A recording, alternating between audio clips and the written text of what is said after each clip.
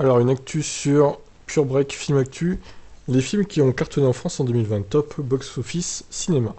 Voici le top des films qui ont le mieux fonctionné en France en 2020. Alors, ça n'a pas été simple avec le Covid-19.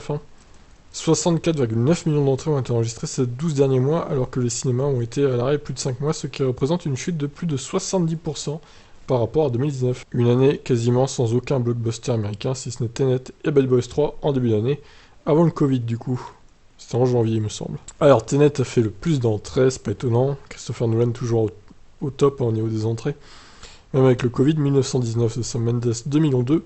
Sonic, 2 millions 1. Bad Boys, 1 million 7. Duke Obu, 3, 1 million 5 quasiment. Le voyage de Dr. Dolittle, ça c'est avec Robert Downey Jr., il me semble. 1 million 3 quasiment. 1 million 2 pour Appel de la forêt avec Harrison Ford et Omar Sy. 10 jours sans maman de Ludovic Bernard, 1 million 1. 30 jours max de Tarek Boudali, 1 million 1 aussi. Les blagues de Toto, 1 million.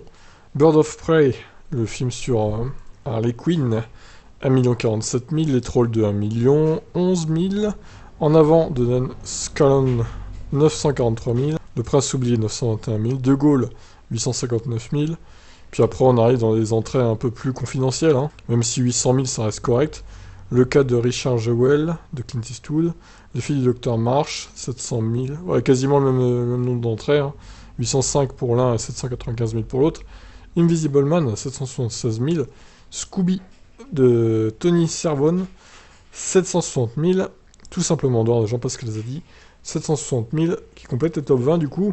Dans le reste du classement, adieu les cons, qui risque de cumuler le double d'entrées une fois la rouverture des cinémas. Antoinette dans les Sevens, The Gentleman, Divorce Club, Greenland.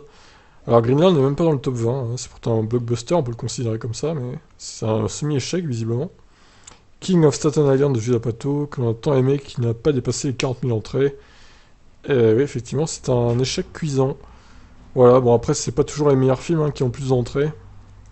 Donc voilà, écoutez, qu'en pensez-vous de ce classement? Et oui, effectivement, adieu les cons, il va ressortir une fois les cinémas ouverts, c'est-à-dire en 2021, parce que visiblement, c'est pas en 2021 qu'ils vont rouvrir les cinémas.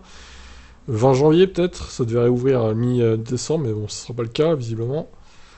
À cause du Covid, toujours lui, toujours présent. Et ben voilà, bon, je vous laisse réagir suite à ce bilan, à ce top 20 des meilleures entrées en France. Ciao.